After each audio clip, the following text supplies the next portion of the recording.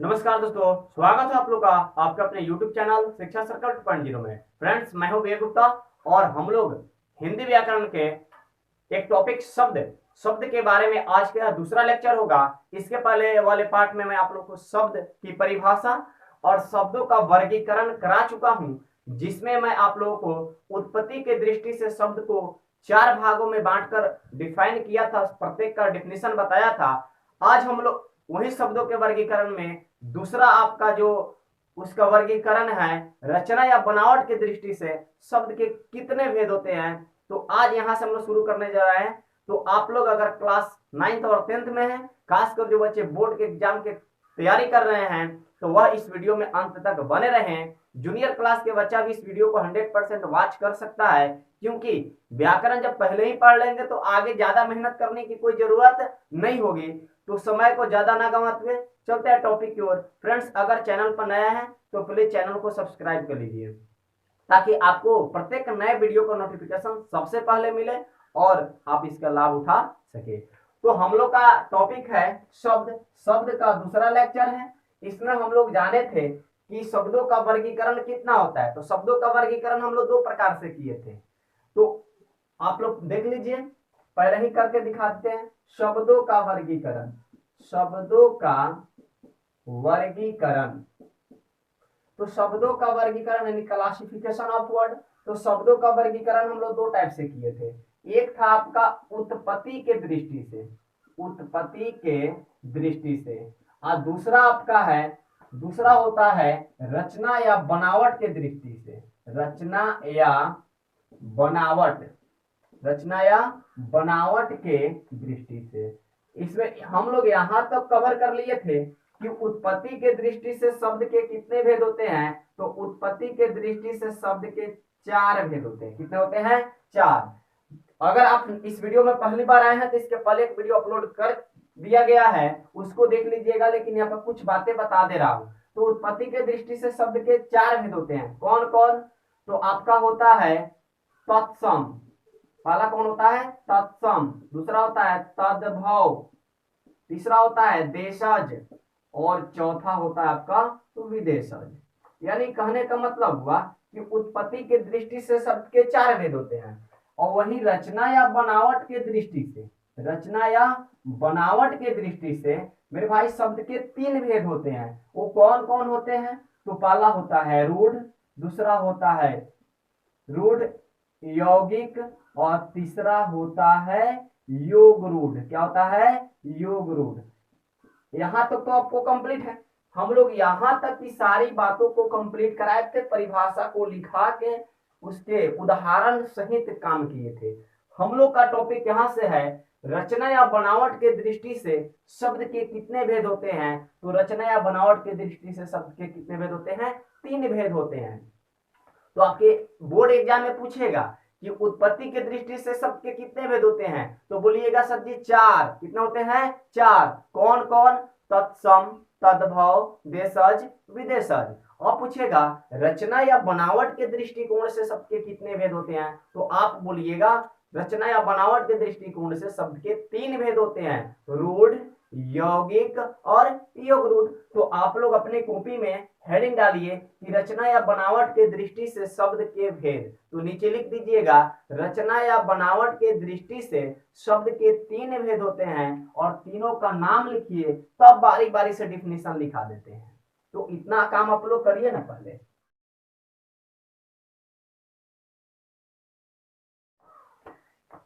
तो अब देखिए फ्रेंड्स, अब हम लोग यहाँ पर प्रत्येक जितना रूढ़, यौगिक, योग रूढ़ है सबका डेफिनेशन देखते हैं।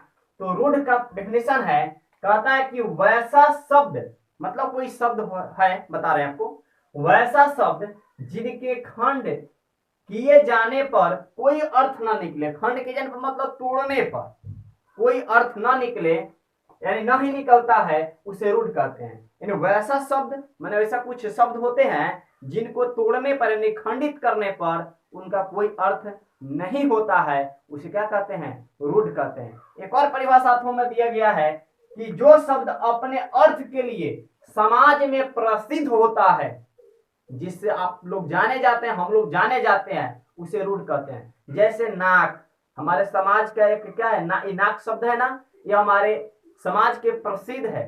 नाक किसी का कट जाता है तो देखे ना, एक शूर्पणखा का नाक कटा तो पूरा रामायण कैसे, रामायण का लीला हुआ। उसी तरह नाक हमारे क्या है, समाज में एक प्रसिद्ध अंग है।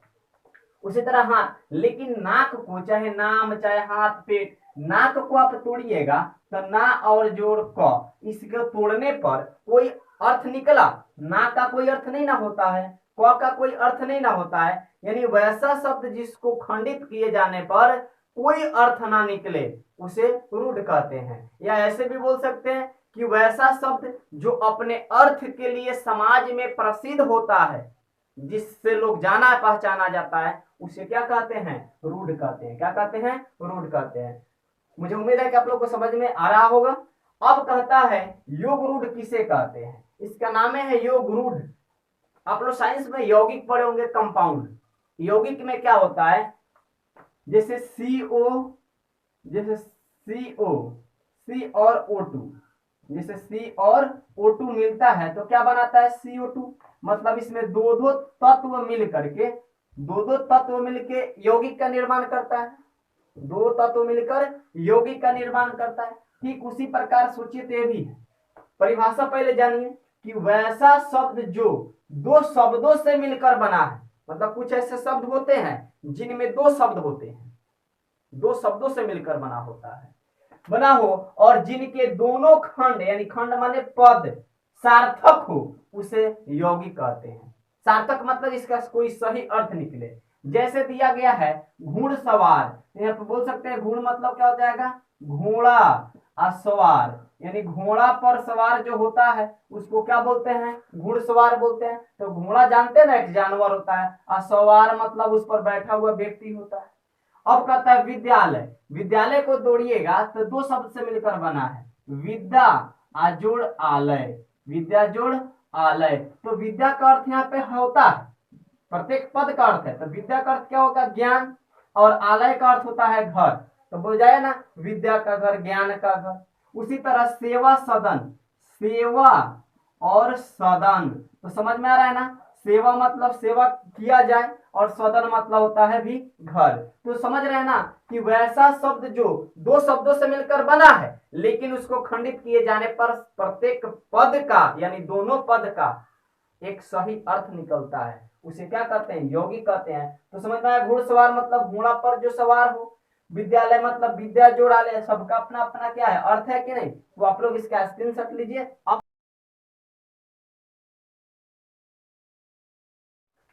तो अब देखा जाए योग रूढ़ किसे कहते हैं, तो कहता है वैसा शब्द जो सामान्य अर्थ को छोड़कर विशेष अर्थ ग्रहण करता है उसे योग रूढ़ कहते हैं। समान अर्थ को छोड़कर विशेष अर्थ, इस सब आपका विशेष अर्थ है। इसका समान क्या होगा, पंकज को आप लोग कमल बोलते हैं, क्या बोलते हैं, कमल।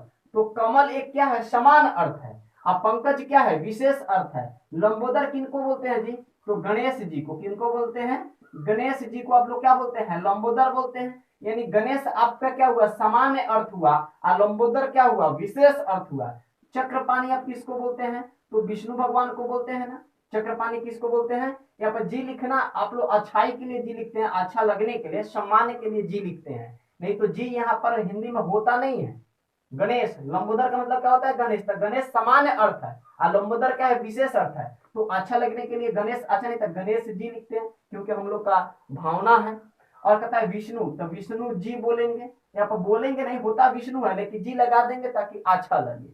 अब वीणा पानी किनको बोलते हैं, तो सरस्वती जी को बोलते हैं। किनको बोलते हैं, सरस्वती जी को। तो सरस्वती आपका हुआ ना, वो सामान्य अर्थ हुआ। अब वीणा पानी क्या हुआ, विशेष अर्थ हुआ। तो सामान्य अर्थ को छोड़कर विशेष अर्थ को ग्रहण किया है, तो उसी को क्या कहते हैं, योग रूढ़ कहते हैं। चंद्रशेखर किनको बोलते हैं, तो शंकर बाबा को बोलते हैं ना, शंकर जी को। तो आप लोग इसका स्क्रीनशॉट लीजिए। तो फ्रेंड्स अब देखा जाता है रूपांतर के दृष्टिकोण से शब्द के कितने होते हैं, तो हेडिंग दीजिएगा रूपांतर के दृष्टिकोण से,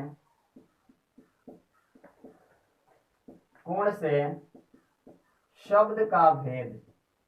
रूपांतर के दृष्टिकोण से शब्द का भेद। तो रूपांतर के दृष्टिकोण से शब्द के भी दो भेद होते हैं। पहला होता है विकारी शब्द, क्या होता है, विकारी शब्द, और दूसरा होता है अविकारी शब्द। दूसरा क्या होता है, अविकारी शब्द। पहला होता है विकारी शब्द और दूसरा होता है अविकारी शब्द। यानी आपसे कोई पूछे रूपांतर के दृष्टिकोण से शब्द के कितने भेद होते हैं, तो दो होते हैं, विकारी और अविकारी। तो आप लोग इसको लिख लीजिए, उसके बाद सबका डिफिनेशन देख लिया जाता है।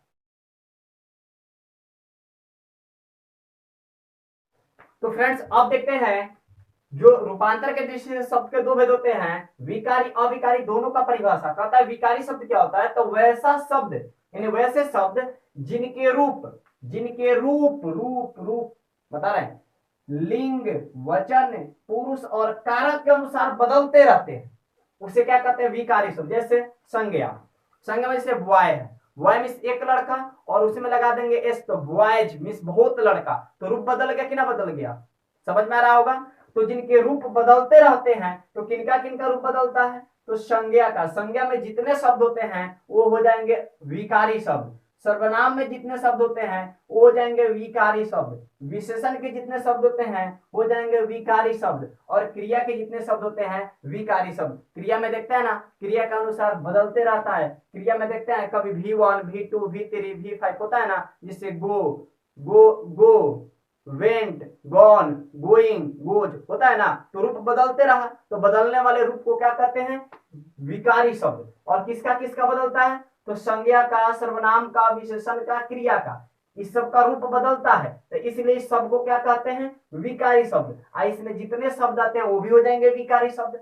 अब ये कैसे बदलते हैं, तो लिंग के अनुसार बदलता है, वचन यानी नंबर के अनुसार, आपका जेंडर, नंबर, पर्सन के अकॉर्डिंग, केस, कारक के अकॉर्डिंग सब बदलते रहता है। अब कहता है अविकारी शब्द, तो वैसे शब्द जिनके रूप लिंग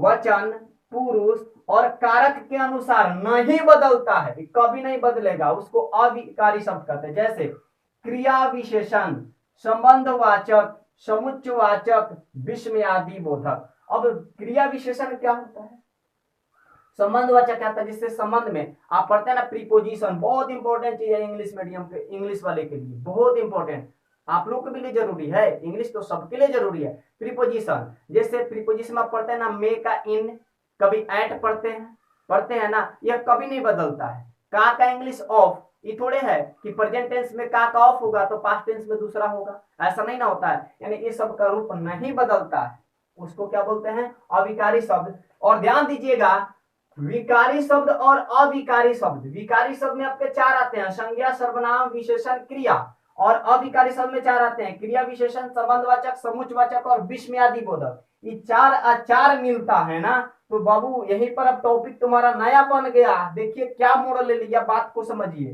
तो कहता है विकारी शब्द तथा अविकारी शब्द मिलकर शब्दों का भेद, शब्दों के कितने भेद होते हैं, तो कहेगा शब्दों के 8 भेद होते हैं। कितने भेद होते हैं, 8 भेद होते हैं, शब्दों का भेद बनाते हैं। उन्हीं शब्दों के भेद को इंग्लिश में क्या कहते हैं, पार्ट्स ऑफ स्पीच कहते हैं। क्या कहते हैं, पार्ट्स ऑफ स्पीच।